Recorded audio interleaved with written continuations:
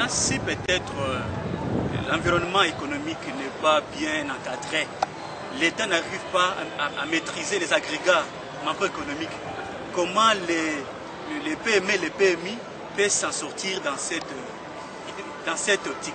Je suis très content pour des questions. Ce sont des questions intelligentes, des questions encourageantes. Vous voyez, vous savez, ça c'est la part de l'État. Nous, on ne peut pas encourager que notre État continue dans la médiocrité, la médiocratie. Donc, on ne sait pas faire ce que la population attend. Vous savez, aujourd'hui, si les PME aussi, les micro-entreprises ne parviennent pas à se développer, c'est grâce ou à cause de ces problèmes-là. De l'environnement économique. Voilà, l'environnement économique, monsieur le journaliste, n'est pas bon. Nous avons un problème aujourd'hui au Congo et on ne sait pas comment, je m'excuse, l'État congolais ne parvient pas. Peut-être lorsqu'on parle de l'État congolais, on est un peu superficiel. Je parle du gouvernement. Notre gouvernement ne parvient pas à maîtriser les agrégats économiques. Monsieur le journaliste, vous savez, si aujourd'hui, moi je suis dans les petites et moyennes entreprises, je pars acheter la marchandise, par exemple, à Dubaï, parce que c'est là où les Congolais aiment aller acheter les marchandises. Et je pars là-bas, j'achète les marchandises. Par exemple, la monnaie, j'ai changé le taux des dollars, par exemple, en Onwandais. Et je pars là-bas, j'achète la marchandise, je reviens ici, les dollars c'est à 70. Je gagne ou je suis en train d'avancer. Tu es en train de perdre. C'est la perte. Donc moi je crois que les agrégats économiques, ce sont des points par lesquels l'État congolais, les gouvernements, parce qu'on attendait ça, parce que pour bien se réjouir dans ces domaines-là, pour avoir des bénéfices, pour que le PME parvienne à contribuer au développement, pourquoi pas à l'économie, il faudrait que l'État congolais, que le gouvernement congolais maîtrise les agrégats économiques. Monsieur l'analyste, selon vous, quels sont les facteurs environnementaux et économiques que l'État peut respecter pour un peu stabiliser l'économie? Pour stabiliser l'économie, monsieur le journaliste, la première des choses ou le premier facteur, c'est d'abord la monnaie. Donc la politique monétaire. La politique monétaire, monsieur le journaliste. Vous savez, je vous dis, monsieur le journaliste, si aujourd'hui on parle des États-Unis, vous êtes chercheur, vous êtes intellectuel, cherchez à connaître et à savoir comment les États-Unis sont parvenus à se développer, sont parvenus à être la grande puissance. Si aujourd'hui la Chine est en train de monter, c'est toujours en puissance, eux aussi dans ces domaines-là, financiers ou monétaires, c'est grâce toujours à la monnaie. Mais c'est le journaliste, je vous dis, il faudrait que la monnaie soit stable. Peut-être vous allez me poser la question de savoir comment est-ce qu'on peut stabiliser la monnaie. Pour stabiliser la monnaie, on doit d'abord, là on revient dans ce qu'on avait dit récemment, incessamment plutôt, lorsque on n'importe pas, on fait qu'exporter. Lorsqu'on pense que pour vivre, on doit aller acheter seulement, je ne sais pas, à manger en Angola. Aujourd'hui, on ne dépend que de l'extérieur. Aujourd'hui, on doit faire tout. On est obligé de parcourir que dans des pays voisins. Monsieur le journaliste, comment est-ce que votre monnaie pourra avoir la capacité de faire quelque chose sur le marché monétaire? Non. Sur le plan monétaire? Non. Dans le marché? Non. Pourquoi? Parce que tout ce qu'on est en train de vivre du jour au jour, on se réveille un matin, lorsque l'Angola dit « je ferme », on pleure. Lorsque le Marocain dit que non, et ça ne va pas chez nous, on ferme les frontières, pas question que les Congolais viennent acheter, je ne sais pas, les boîtes de sardines, on commence à pleurer. Lorsqu'on se réveille un petit matin, on ne sait pas comment avoir même les farines, il faut recourir, je ne sais pas, dans des pays, et on ne fera rien. Donc, bref, encourager la production locale. La production locale, on doit soutenir les Congolais, on doit apporter quelque chose aux Congolais, on doit leur dire que sans votre production, on ne peut rien faire. On doit leur dire que sans votre production, ces pays ne pourra jamais être indépendants. Moi, je vous dis, aujourd'hui, on parle de l'indépendance, mais je peux aller loin pour te dire que, monsieur le journaliste, ce n'est qu'une chanson.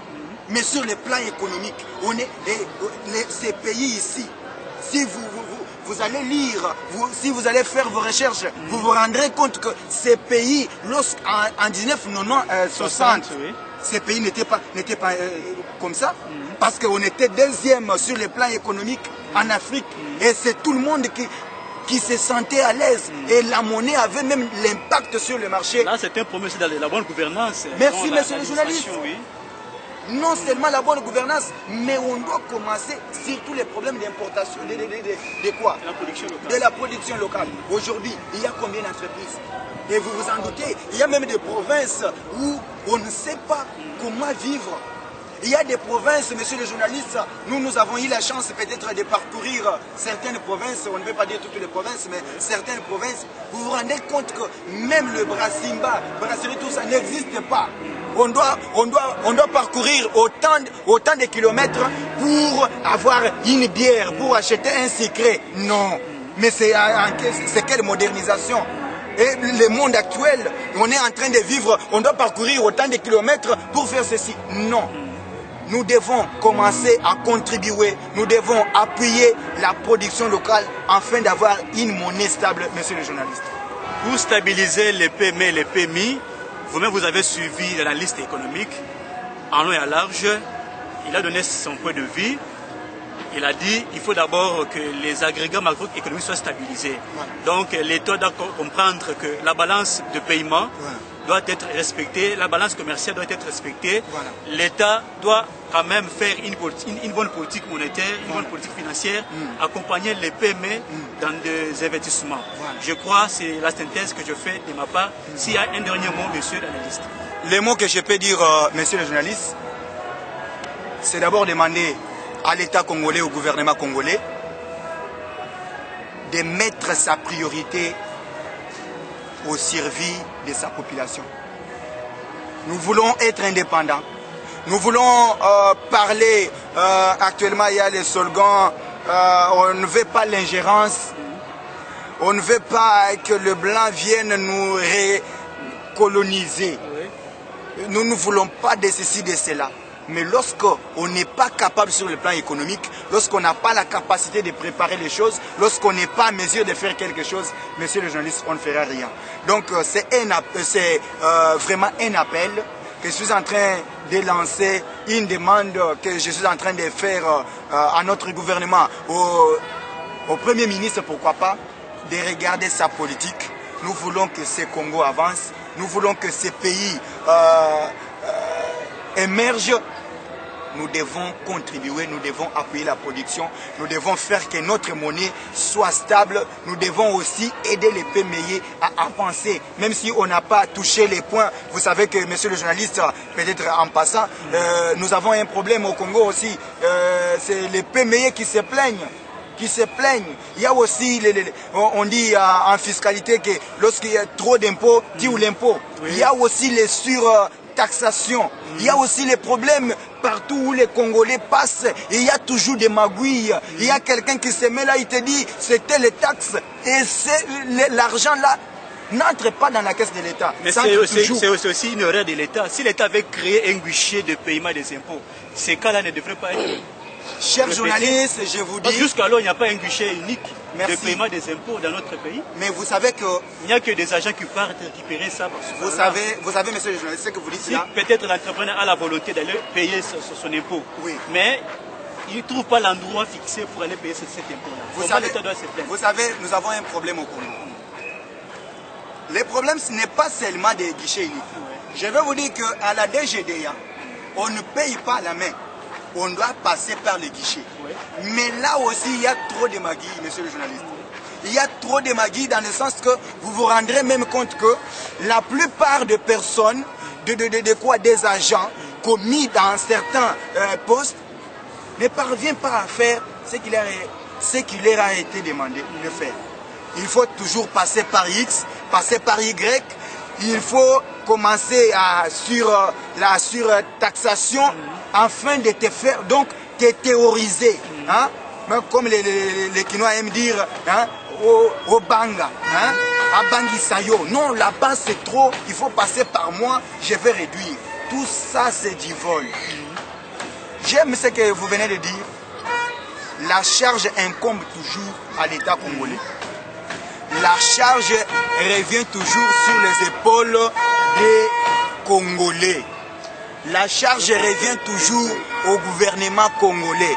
Nous voulons un bon pays, nous voulons que les choses avancent, nous voulons que l'économie soit stable, nous devons appuyer, nous devons aussi localiser les impôts dans, moi je peux même dire, une seule couche, afin de savoir réellement nous avons. Et vous, est-ce que vous savez, messieurs les journalistes, par jour, il y a combien de milliers de dollars qui sont volés à travers l'impôt au Congo?